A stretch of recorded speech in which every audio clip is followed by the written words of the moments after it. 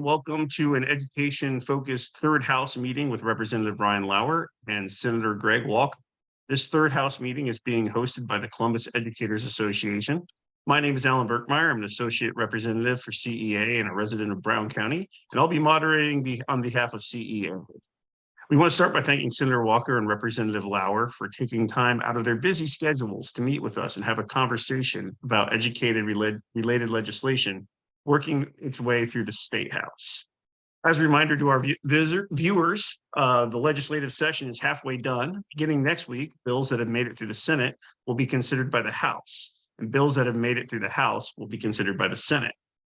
For today's third House, we will follow a consistent format. First, both lawmakers will be given 3 minutes to introduce themselves and talk about the legislative session so far. Afterwards, we will ask each of them about bills and topics that they will have or already considered during this legislative session. We ask that the responses be no more than 3 minutes each. And at the end, both lawmakers will also be given 3 more minutes to give their closing thoughts. First, we're going to hear opening statements. So let's begin with Senator Walker. Well, good morning. I don't really have a lot of opening statement material.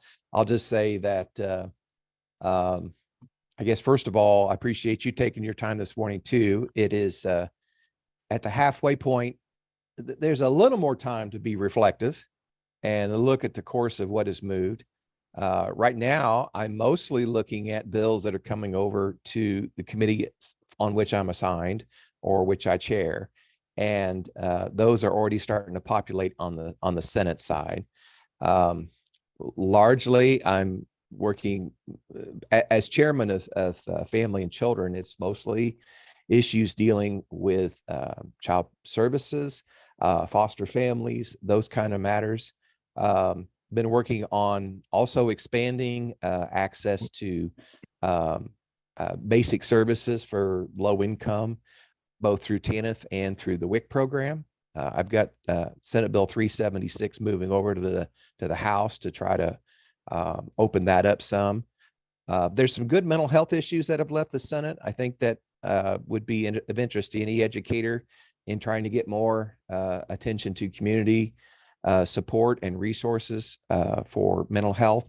I think we're trying to figure out ways too to be more proactive instead of waiting and being reactionary, and trying to have more resources when it's when the mental health situation is not at critical level. That is trying to be more preventative of things growing to be more impactful problems. Still some good conversation around public health. Indiana is not proudly 48th in funding per capita for public health spending, and we are looking at how to come alongside the counties and do more work to again, with some of these things being basic and just doing the fundamentals is not being done right now. And so when I say basic health, I'm talking about making sure vaccines are going to children, just smoking cessation, just basic things. So things that Indiana needs to deal with and we're behind on, just to be candid about it. So that's where my focus is.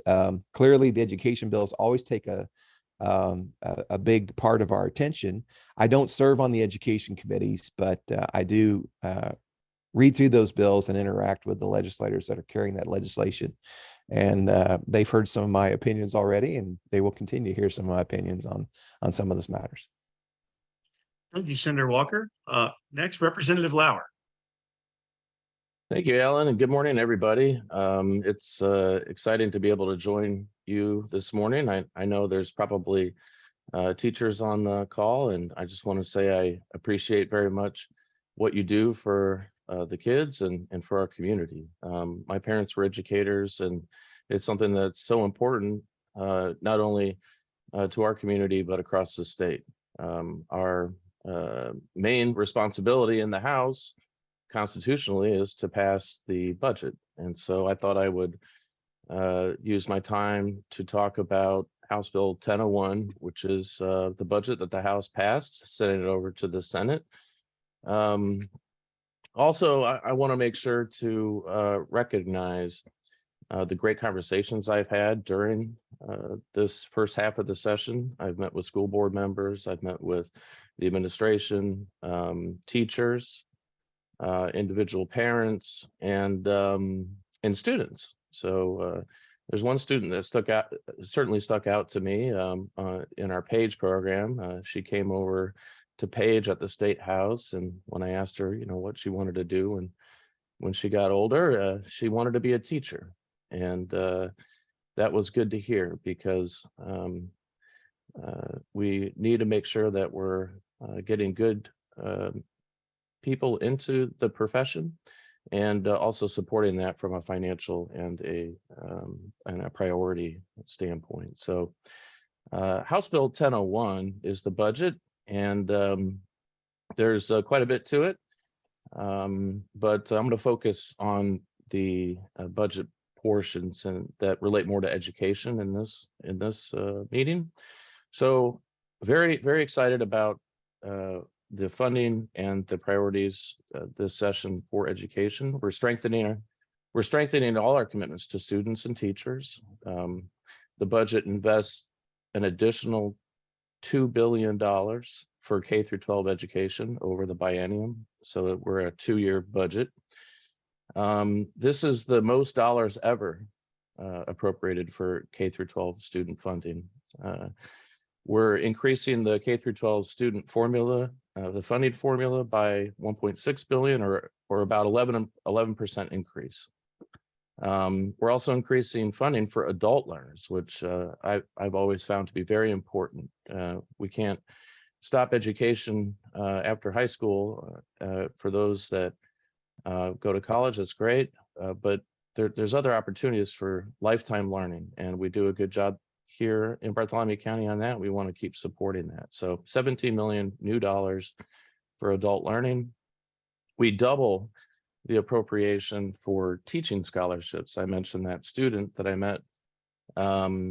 We are doubling down on scholarships and state-funded opportunities for those students who want to go into the profession of teaching. We're also expanding school choice, more appropriations for charter schools, and invested in work-based learning for students. So this has been a big discussion in the House during this first half, is transforming the opportunities in our more modern society for those kids who want to go into a career track, who want to get more skills and certifications, and that we want to be able to support that at the junior and senior levels in high school. So we're bringing in, the budget brings in career savings accounts and additional state support and funding for career learning opportunities and internships, and the ability for kids to get more hands-on training and skills in high school. And we actually have, sorry to cut you off, but that is time there. We actually have some questions about that coming up. So, well, speaking of that, budget questions are first. So our first set of questions, thank you, Representative Lauer. Our first set of questions for both lawmakers will concern the budget and budget-related topics. Senator Walker, during the second half of the session, you will be voting on the state's budget bill, House 1001. Currently, the House budget is showing double-digit percentage funding increases for charter and voucher schools in both the first and second year of the budget. Public schools, on the other hand, would not even receive an increase that keeps pace with inflation, and in some cases could actually see less funding in the second year. Public schools serve 90% of the state's students. Senator Walker, can we count on you to push for a budget that funds public schools such that we can at least keep up with the inflation? You are muted. Didn't want you to listen to me breathing heavy. I do think there's room, Alan, for a lot of engagement on that breakdown or that spread. Probably many on this call, just to lay it on the table and be open about it. Many on this call probably are aware of the budget chairman's concerns regarding some of the distributions of funds and accountability in the voucher school arena. I don't want to raise a bunch of questions if you're not familiar with that, but there's been sort of a statewide focus on an open letter that he drafted about a couple of weeks ago. Clearly, there is a big responsibility for there to be accountability. I think sometimes as we talk about parental involvement in education, we still need to make sure that parents have sufficient information to make a informed decision. We just assume that to be the case sometimes when it comes to education.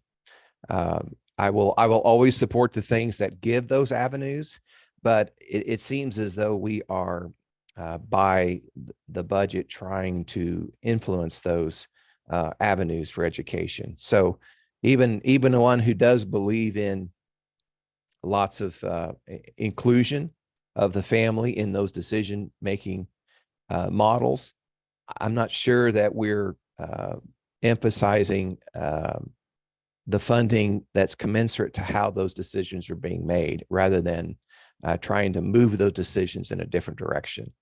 And so that open accountability, I think, is an important piece. I think you'll find that that'll be a big part of how we look at that breakdown in the second half. And I support bringing that accountability into the equation. Thank you. Thank you, Senator Walker. Sticking with the budget, we are going to turn next to Representative Lauer. There are several positive school funding items in the budget, and we appreciate all the hard work that has been put into it. Which school funding item do you support the most, and why? Great question. Well, when I'm looking at the budget, that's an easy one in our community. So I authored a bill 1092 this session to fund and increase funding for the Columbus Learning Center, which is a staple in our community, not only for K through 12 or high school education opportunities, but working with our higher ed here in town. So that's been quite an adventure during the budget process. So even though my bill didn't move, as a lot of fiscal bills don't, I was able to get the funding, the increase in funding, so over $5 million a year to pay off the existing bond for the Learning Center building, and also to extend the lease for another 10 years, because the lease with the state was up in 2025. So getting ahead of that. So I was able to accomplish all that by amending it into the budget bill.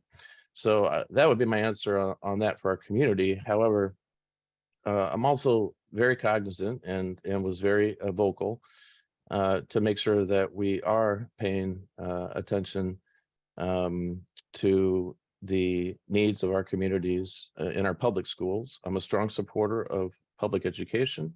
I'm also a strong supporter of school choice. I don't think those are mutually exclusive. In this bill, when I drill down into Bartholomew County, the current budget as it stands would give an increase to Bartholomew County schools from about 86 million today to $91 million. So, and the $92 million in 2025. So we're talking about a $6 million increase in our current House budget for our public schools here in Bartholomew.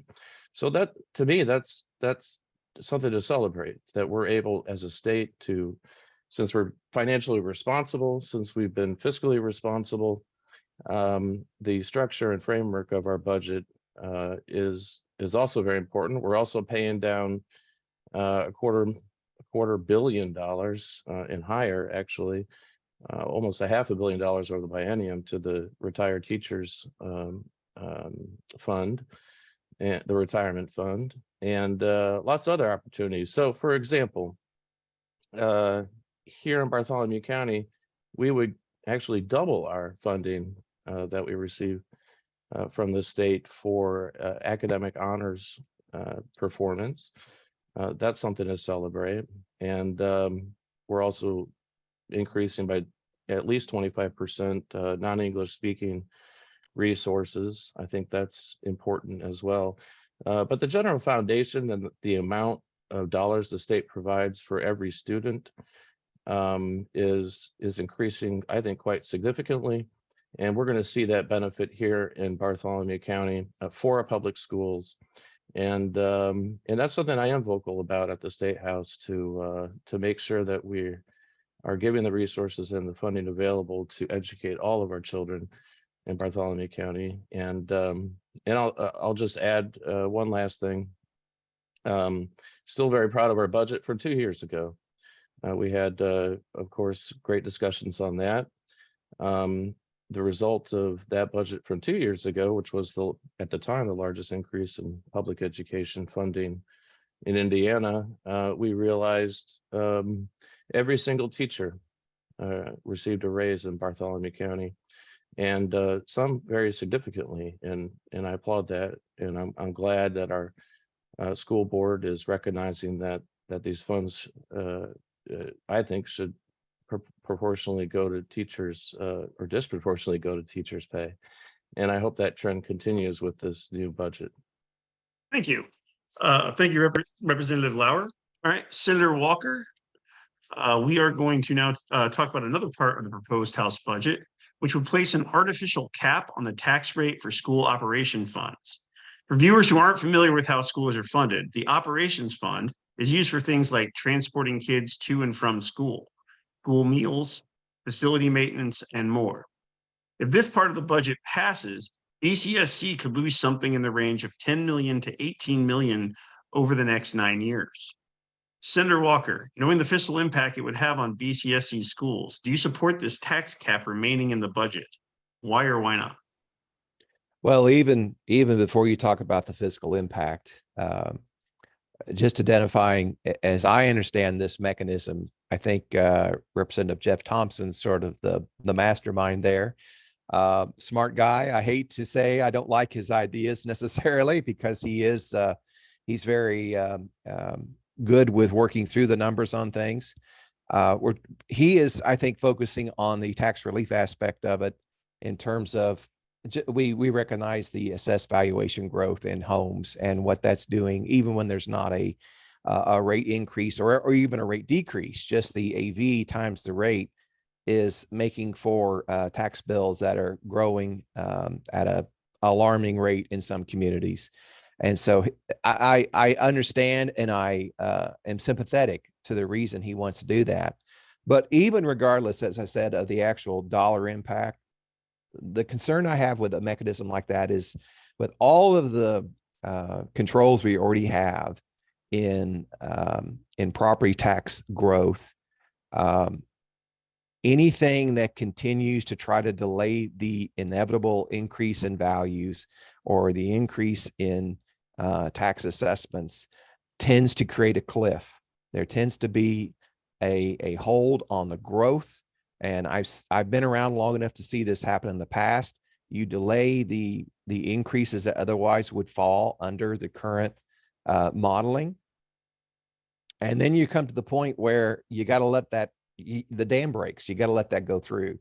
And so if we don't like the 20 to 25% increases that some areas are receiving, which I don't like it either, anything that is going to then interrupt that otherwise established trend just creates a cliff further down the road. And that, that pain, that's just, that never goes away. It never goes away. If we can find out other efficiencies and other ways to cut costs. And again, this is interrupting local revenue. And that always bothers me a little bit too, as a legislator, in that we're happy to take the increases in sales tax collection because of inflation, but then we don't want property tax inflation to also cover those inflated costs that local units of government are incurring. So it's always a balancing act. It's always challenging, and it's always not fun to let people know that because their properties are increasing in value, they're going to be subject to higher taxes. But We'll continue to talk through that, and it will get a lot of attention, I know, and I'm already thinking about those aspects of it.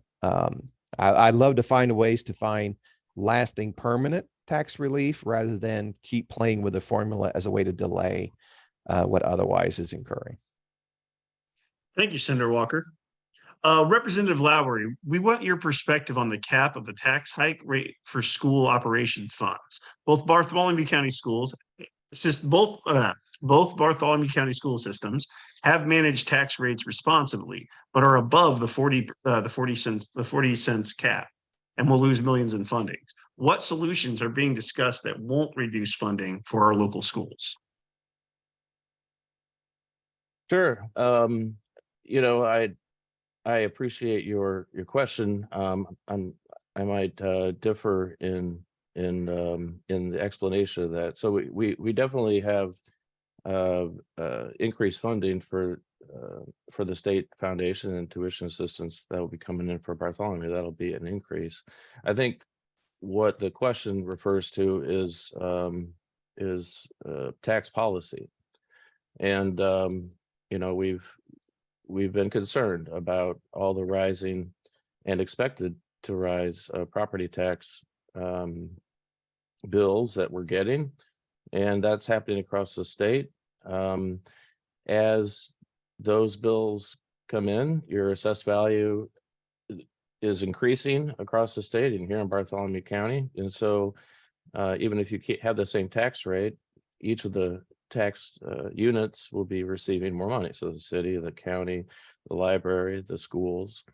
And so this is a general discussion on that. I'd love to have more information on your calculation on losing $10 million. I don't see that. Every year there's, when I was in county government here, there is what's called a maximum levy. So you can't increase your taxes, you can't increase your budget past a certain amount. So that's there every year, a cap on how much that you can increase the budget and increase your tax levy on the people. And so I think the budget has a little bit that deals with that. It does establish phased in maximum tax rates to certain school corporations, but I'd like to maybe after this get more information about your calculation on that. And yeah, certainly if we need to make sure that also that we're talking about new dollars here. For our schools, there has been a significant increase in the funding for our local schools, and that's great, from our budget 2 years ago, from this budget, from the referendum in 2019, and as the property tax bills come in next month, I'm expecting that those are going to be higher for every taxpayer in town. So if the discussion is a limit on how much a tax, how much you can raise taxes in a specific year, I think that's a prudent discussion to have. And I just not aware that it would affect Bartholomew County at the level that you're describing. All right, thank you, Representative Lauer. So next we're going to turn back to Senator Walker. The House budget bill would, among other things, provide state operation funds to charter schools for the first time. When charter schools were initially introduced in Indiana, their supporters and lawmakers promised that charter schools would be able to do a better job than public schools for less money. This promise has not been kept. As a reminder, charter schools do not have elected school boards and can turn away students. Public schools, by contrast, are accountable to an elected board and must accept all students. Senator Walker, can we count on you to oppose efforts to find unaccountable and exclusive schools to fund unaccountable and exclusive schools at the expense of public schools? Well, Alan, you're framing a question that's predisposed to a certain answer. I won't say they're unaccountable. I think the accountability is a different model. But being that charters are also public education, every year, I see more and more legislation that tends to try to mimic every action, every report, every bureaucratic detail between traditionals and charter schools. And to what end? I think if we just end up creating parallel public school systems with no distinction, we're not really doing good public policy. Instead of continuing to look for ways to match the funding formula, because I do agree with you on the point that charter schools were marketed to legislators, if you will use that term, allow that term, marketed from the standpoint that they would be providing equivalent or superior education at much reduced cost. And that is, again, being reversed in the House bill. I know too that there's greater efforts to try to, well, recently we've moved dollars per child to capital expenditures that were never in the initial charter school offerings. And I think we're up to $1,000 per enrolled child these days, and that's just coming off the state budget. So that's not property taxes per se, but it is public funding. So I am not happy about that trend of continually to just create two parallel tracks, in particular where you've got parts of the state where there are no real charter options. And I will acknowledge this as well. Even if we talk about parental opportunity, you have to acknowledge that there are commitments to transportation and other factors that even for a low-income family who may not be as satisfied as they want to be with the public school option, it does not create a charter school option for them. One doesn't exist just because the funds from the state are available. I mean, in Columbus, you see a private school that is even struggling right now to find a location. That was in the paper this week.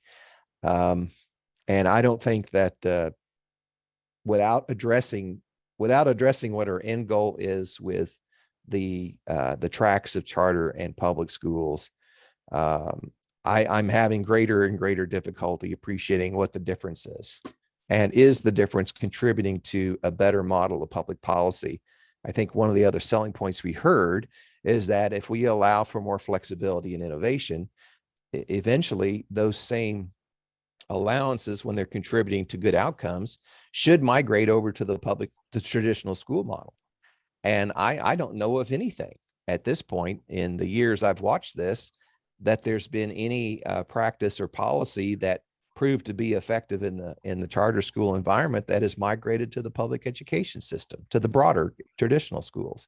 So as far as that experiment goes, it's not satisfying me. It's not giving me feedback that says there's opportunities to be learned here and things to be gained by allowing two approaches to public education. So I think that gives you your answer without saying, I know how I'm going to vote on 1001, because it's got 1,000 other moving parts in that as well, as you realize. But I think you get where I'm coming from. I do. Thank you, Senator Walker. Okay, our next question is for Representative Lauer. SB 391 would set up a system under which a charter school could seize buildings from public schools for $1 if the charter believes the building is being underutilized, even if the charter school wouldn't meet the same capacity requirements. Representative Lauer, what are your thoughts on this bill? Do you believe they should have to meet the same capacity requirements as public schools? Thank you. This is on charter schools. Do you say, is it Senate Bill 391? Yes, Senate Bill 391. And that was sent over, I believe. So that's a bill on graduate retention incentives. Is that the bill we're talking about? No, it's the one on charter schools can buy if a school is considered to be underutilized, the charter school could buy it for $1 from the public. And even if the charter school wouldn't be required to meet the same capacity requirements. So again, the question are your thoughts on this Okay, bill? thank you. Yeah. So that's a Senate bill. And we're going to be hearing those starting on Monday.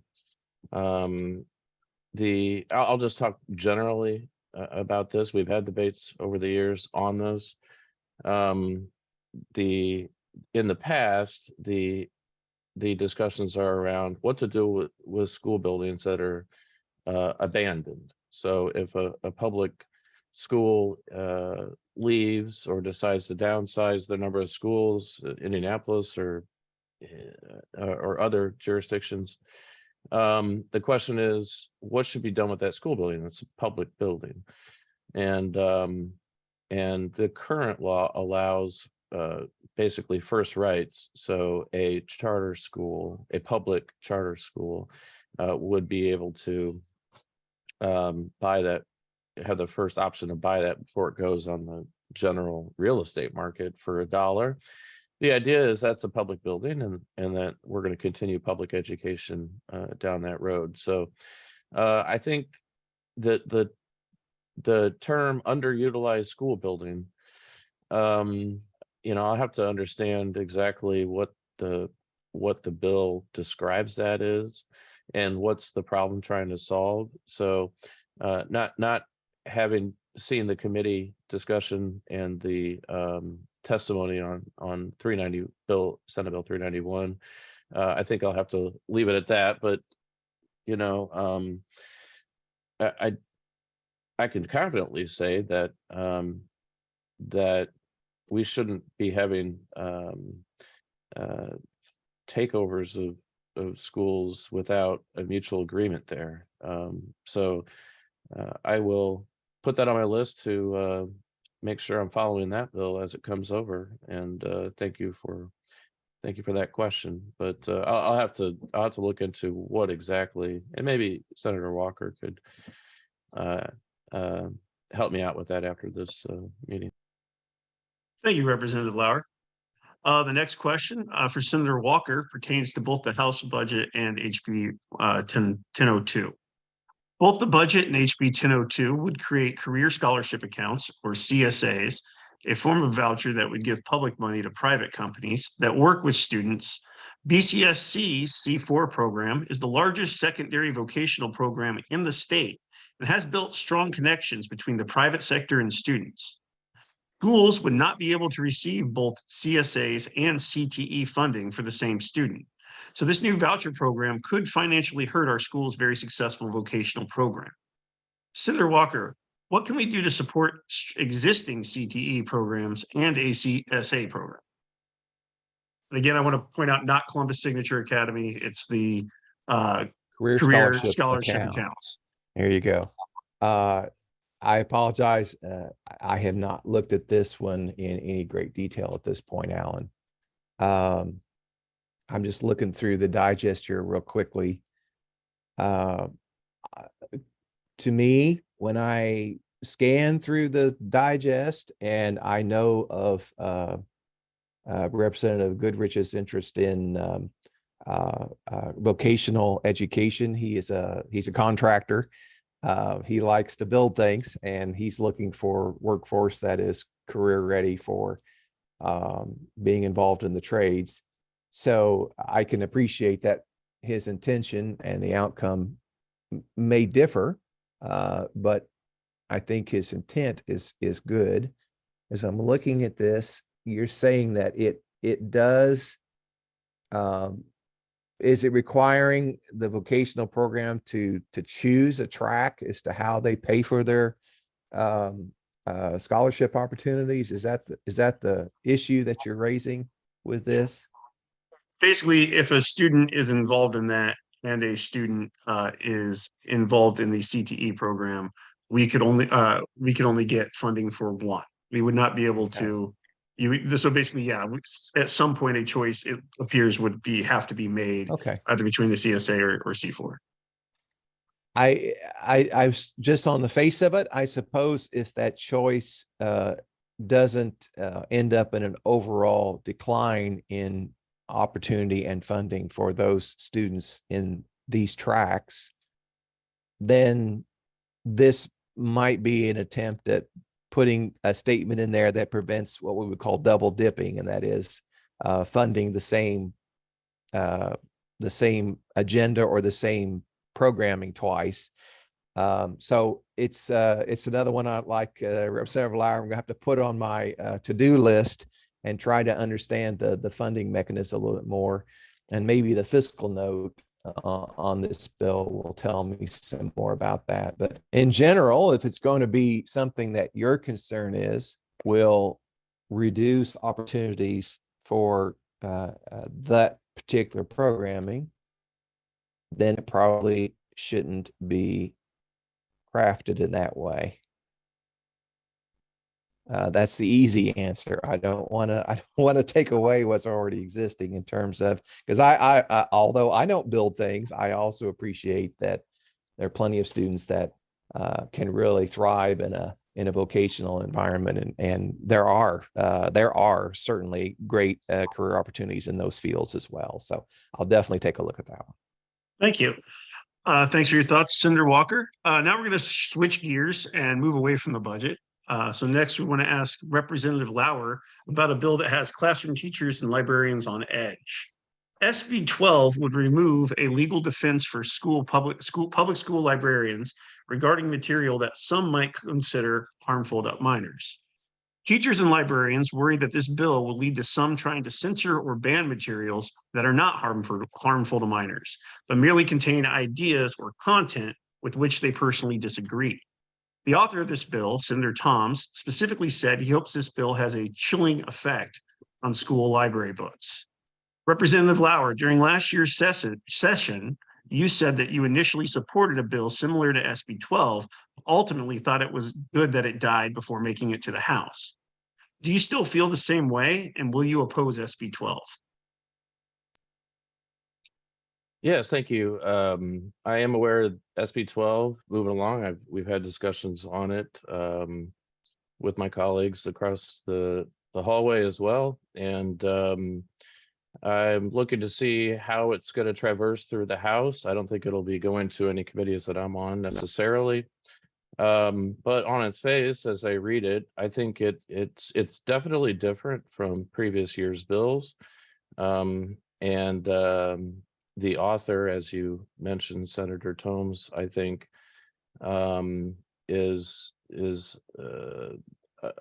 believes that it's not the same bill that it previously was. But when you look at what actually is in the bill, it provides for a way for parents to raise concerns about materials and curriculum and books that they might object to. And we have a process today in our schools to do exactly that. So I don't see how that changes much of anything. And then it also addresses the specific additional defense in the code.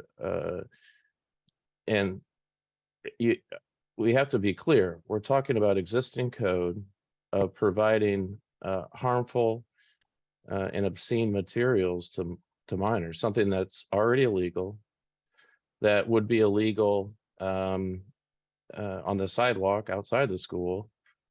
And as far as I understand, the Senate Bill 12, and of course I'll take a strong look at it when it comes over, but my understanding is it doesn't change any of the criminal statutes in the code as to what is obscene pornographic materials. So it's already illegal to provide pornography to minors, and so this bill would just emphasize that applies even in a school library. Doesn't ban books. It doesn't. I've read it a couple of times now, and it doesn't ban the ability for librarians to do their job. And I know a lot of our librarians here in town and appreciate what they do. And honestly, my opinion at this point is that this law would not affect them. And so I'm not too worried about it. I think in general, it's good policy that we allow parents to have a say in our schools. And this bill, formalizes a mechanism to do that, but we already have a mechanism here in Bartholomew County for parents to bring concerns to administration and to teachers on materials and books. And that's an important thing. It's important for our parents to be involved in our schools. Thank you, Representative Lauer. Our next two questions will focus on legislation targeting the relationship between teachers and administrators. Prior to 2011, teachers' unions in Indiana had the right to collectively bargain working conditions with our employers, securing wins for working teachers in ironclad contracts. The legislature removed those rights in 2011, saying instead that educators would have discussion with administrators instead. SB 486, which passed out of the Senate last week, would eliminate the legal right of teachers to even discuss those topics with the administration, allowing administrators to ignore teachers' voice on any and all topics. Senator Walker, you voted yes on SB 486, knowing that strong communication between employers and employees is valuable. Could you please explain your perspective on SB 486?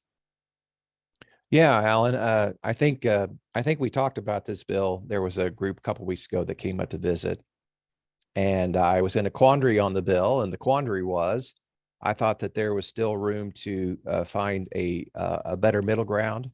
And I did mention then to the folks that came to visit, which I appreciate that visit very much, by the way, that I was looking to have influence with Senator Rogers on where I would have some sympathy is in a particular school system where the collective bargaining unit represents less than half of the teaching staff. And in some cases, I've heard it can be as low as 25 or 30%. I don't know the systems around the state to verify that. So I was trying to find a way to say, look, in the case where you have that, the teachers there that are in the majority, as far as not being represented, would have a similar footing upon which to approach and discuss any matters. And I agree with you. It doesn't say you have to talk about anything, but I just can't imagine in an environment where there are the demand for good quality educators as we have in the state, that we also need good administrators in our public schools. And I think this puts some of the onus back on the public administrators to say, in order to attract and retain talent, we've got to be responsive to our staff, to our employees. And we've got to be working together. I've seen great working relationships between the members of the bargaining unit and the school administration. I've seen great collaboration. There are legislators who don't witness that. That's not my experience here in actually both in Johnson County and Bartholomew County. I've seen great relationships. I voted yes in order to try to discuss with Senator Rogers an idea that we shared of, do you have some sort of different approach to how that language applies, whether or not it is in a system that is of a majority representation or a system that is not. So we had that conversation. So my yes vote didn't get me a whole lot of traction in that. She said, yes, this is her words to me. Yes, I thought of that. And I gave that some consideration. And then she explained why she wanted the direction that she did with it. I was encouraging her to be open to that as a compromise on the bill, because I think I hope you see that there are a lot of things in the bill that I think are about lifting administrative burden in a positive way. That's positive for everyone in the system, not just the admin side. Maybe you disagree with that. I know this is one that's got a great deal of attention, but I can I can tell you that that still gives me a problem as this bill comes back because of the number of parts in here. I can't imagine this bill won't be amended in the House to some degree. And so it'll go to a conference report. And depending on how that particular issue is dealt with, I can probably still go back to no on that bill, because I think there is room for that that appreciation for when you have different different scenarios in different schools. And it is hard to make a one size fits all a lot of times for how we approach things. In general, I think the other matters in the bill are good, but I was not successful in encouraging Senator Rogers to be a more amenable to a compromise on that piece. Thank you, Senator Walker, and thank you for meeting with us, the educators at the State House. We really appreciate you taking your time out of your day to do that. Representative Lauer, during last year's third House, we asked if you would be supportive of expanding collective bargaining rights. You said then that you felt the state had struck a good balance with collective bargaining and discussion rights, and therefore you did not support restoring additional collective bargaining rights to teachers. You believe teachers should continue to have the legal right of discussion education topics with their administrators. And what are your thoughts on Senate Bill 486? Yes, I believe a robust discussion between teachers and the administration is productive. So I'm not aware of the provision you're talking about in 486. I'll certainly dig into that to see. I just on the face from at least your description, I don't see the need to restrict topics of discussion between the administration and teachers' representatives. But I'll just take a step back. I'll reiterate what I said last year or the year before. I think it works well in my district here in Bartholomew County and in our schools. I think we have a good relationship between the CEA and the administration. There's going to be disagreements, and the school board ultimately is responsible for the passage and the approval of terms. But I'll take a larger step back. I think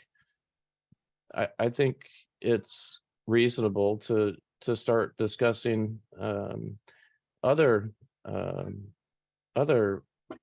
ways for teachers to organize and to provide alternatives to the administration. I think, at least from my perspective, in a perfect world, you'd have the option to join multiple unions in a community. Right now, the law restricts to one bargaining association with the school corporation. So I think, associations are good, and they should be representing the people that are working in this profession. That's fine. So my perspective is that we could use more of that. I also support individual contracts with teachers as well, to be your own bargaining unit. So there's a broad discussion there, but we're at where we're at when we have the ability for teachers to organize in a community and to be a part of that. I think roughly about half of the teachers are members and half are not members, and that's important to have that public discussion as well. I think that there was a provision that came up in the House that we debated internally about changing the timelines on the transparent portion of the discussions between the CEA or a teachers union and a local school corporation. I do think that we have a good balance there. And when I talk to teachers in Bartholomew County, I don't, the topic of working conditions with regard to the administration or the building's facilities or school safety, I think is not not at the top of the list of discussion. I think we do a really good job. The budget has a lot of good extra funding and focus on school safety, but not every community puts the investment like we do into school resource officers, and I think that's very important in making sure our schools are safe and have safety plans. We have a good relationship with our local law enforcement that are very supportive as well. So here in Columbus, I think we work together very well. And there's going to be areas of disagreement, but I think I'd be reticent to start to change that with regard to talks with the administration. But I believe our structure's working well now, and I'll just refer back to I think that we could take a step back and look at other alternatives in the future to in my view, to broaden the discussion, to bring in more stakeholders, parents, administration, teachers, and continue to be transparent to the public about that process. And I think those are the most important things. Thank you, Representative Lauer. And I apologize for that hand flashing around. I don't know what's going on. My computer was kind of freaking out there. So sorry about that. So let's, our last two questions here, will both focus on the same legislation authored by Representative Jim Lucas. HB 1177 has passed into the Senate. This bill would allow public funds to be used to provide handgun training for teachers. Senator Walker, what are your thoughts on HB 1177? Generally, do you think it has the potential to make schools more or less safe? I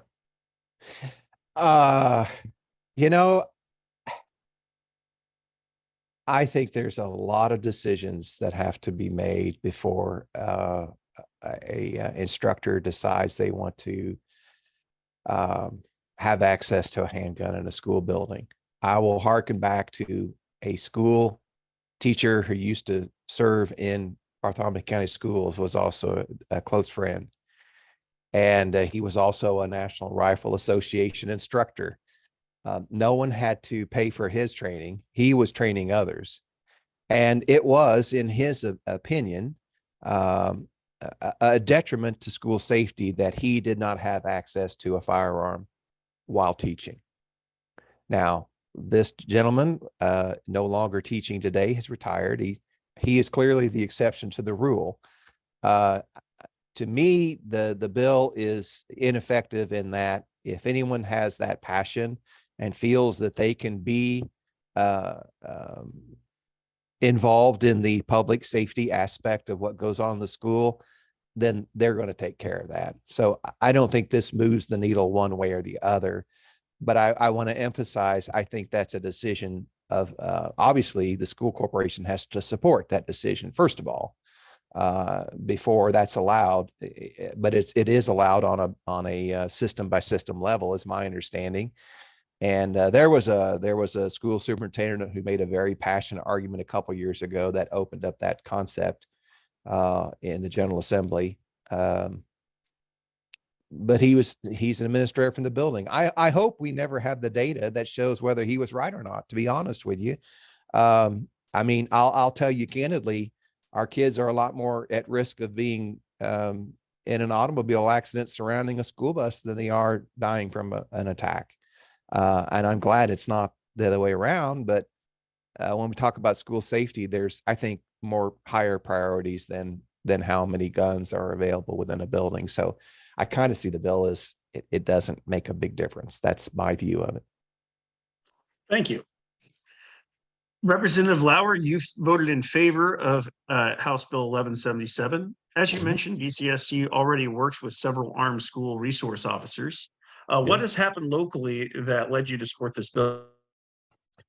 Well, just to be clear, that it is current statute that any school corporation today can vote to allow teachers in the classroom to have a firearm for school safety purposes. That's existing law today. There are at least 5 school corporations that have approved that for teachers.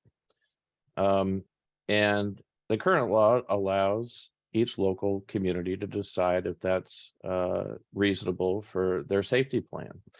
As I mentioned earlier, we have a great relationship with our local law enforcement. We have school resource officers that I see pretty much every day when I drive by the schools in our community, and I trust them, you know, and the administration, that they're doing everything they can to keep our schools safe. Some communities don't have those type of resources or don't have those options available. This bill only allows funding for a school board that would like to train their teachers with real qualified gun training. So the existing statute today and these other school corporations that decided to do that, there's no training requirement for teachers to be trained in firearms to have to allow them in their classrooms. This opens up funding from the state to allow those school boards who decide to go down that route to get the equivalent of a level 2 training of a police officer. So that it's 40 hours of training in safety and focused on crisis situations. So focused on crisis situations, which is you know, part of the comprehensive plan for a school safety plan. So I am in support of this. If your community is going to decide that teachers can be part of that safety plan, that we will, the state will, support that decision and make sure that these teachers have 40 hours of training. Now, this is all voluntary. It's up to the school board if they want to take advantage of this or not. And again, this is up to each community to decide what they want to do. But right now, there's no training funds available for these school districts, and there are at least 5 of them in our state, more all rural districts, I believe. But to me, it just makes a lot of sense that we support that these decisions, when they're made, that the teachers have the top level training available to them for safety purposes. So I think it makes our school districts safe that choose this option. And that's why I supported the bill, and I think it's great. Thank you for your thoughts. We are now, this reaches the end of our planned questions. We wanted to give both lawmakers an opportunity to share their final thoughts on the legislative session thus far, and the second half that begins on Monday. We will begin with Senator Walker. Well, thanks, Alan. I wanted to use my time actually to address Senate Bill 12. It was a bill I had no interest in as it was filed, but I'll tell you why I supported it. And I want to say this: I want to set every librarian, every teacher at ease with Senate Bill 12, and I think I can do that pretty quickly. The bill has 2 parts, and Ryan did a good job of explaining it. The first section is about discussion of materials. That's all under Title 20, which is the education general powers and duties that we have under school administration. And there you have a conversation about books. It's not a conversation about teachers or librarians. It's a conversation about books. There's no criminal code in that language. There's no civic code in that language. The only appeal is within the system. There's no appealing to a great Department of Education in the sky in Indianapolis or anything like that. There's no lawsuits. There's no criminal statutes. It's just have a conversation. And then the school gets to say what we are going to do with that conversation. So if a parent who, by the language in the bill, has to have a student enrolled in the school system to have the conversation. When you have folks at a school board meeting and they want to raise a bunch of issues, you can say, well, by statute, have you talked to the librarian? And they say, no. Well, that ends the conversation, because that's the first step in the bill, is to have that conversation. And rather than furthering this discontent that arises in a school board meeting, I think you actually get it in control, because all that is dealing with nothing to do with the obscenity statute, and nothing to do with what is harmful to a child. That is all contained in Title 35. And as I began to look at the language that we have for what is obscene material or what is material that is harmful to a child, it's actually the same three-part test for both of those. If you look at the actual code, it is the same three-part test. And that three-part test has existed since 1973. It was in a case called Miller versus, was it California? But the Chief Justice at the time, Chief Justice Warren Burger, wrote the majority decision, and the three-part test looks at whether the average person applying contemporary community standards would find the work appeals on the whole to prurient interests, describes sexual content in a patently offensive way, and lacks any serious literary, artistic, political, or scientific value. That's what is in our Indiana code in the obscenity statute. And that's Title 35-49-2-1. The harmful to minor statute is identical wording for what is to be determined to be obscene. There is no way that a public defender, or excuse me, a prosecutor, can bring a case against a school, librarian, or anyone involved with the school because they think the material is inappropriate. Okay, I want to make that clear. This is an obscenity statute. The only thing that is harmful to minors by criminal law is that which is obscene. Now, as far as eliminating the educational defense, that to me says when Representative Lauer is peddling material on a sidewalk, or when Senator Walker is peddling material on a sidewalk, I know him better than that, that we have the same legal rights in the courtroom as if anyone within a school was peddling obscene material. So for this to have a chilling effect, what you're saying is that the Miller test, which is state law in every state I looked up, that is the gold standard. And that has been the gold standard since probably everyone on this call got their teacher's certificate. I was a third grader when this was determined to be the gold standard. And the Miller test is, except for word order, identical to what's in Indiana code, Ohio code, Michigan code. And I looked up Illinois, which has the Miller test, but I think it's actually more restrictive language that they add as far as determining what is obscene or harmful to minors. So for this to have a chilling effect, it's going to have the same effect once this bill passes as what is current law in, I think, all 50 states, because there's not a state that didn't turn to Chief Justice Warren Burger's language and say, that's what we want to do. So this bill, I hope, puts to rest any concerns you can have, because as Rep. Lauer said, we're already doing the discussion anyway, and that's over any material. And that's already happening. And we already have a way to deal with that in our schools, and it's working. So this bill, I hope, stops this discussion at the State House level in a way that is not contrary to current practice across the country. Thank you. Thank you for your thoughts there, Senator Walker. Representative Lauer, your final thoughts, please. Thank you. It's actually quite a pleasure to join the CEA. I appreciate you and your members here in our community, doing the hard work, which is, teaching our next generation. And it's always been my view that teachers are the most noble profession. And I hope that we continue in our community to support that notion. I think we do. We want to make sure that every child gets the best education for them. And the changes that we're proposing in the budget, a lot of them have to do with the realities of our modern economy and education. I mean, you go back, at least when I was in school, nobody had a cell phone. Calculators actually were not allowed in the classroom when I grew up.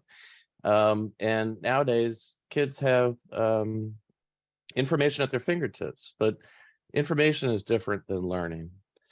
And we want to make sure that every child has the best quality education funded by our tax dollars, and that's important. And time after, budget after budget, it's clear that Indiana overwhelmingly prioritizes over every other budget item education of our children.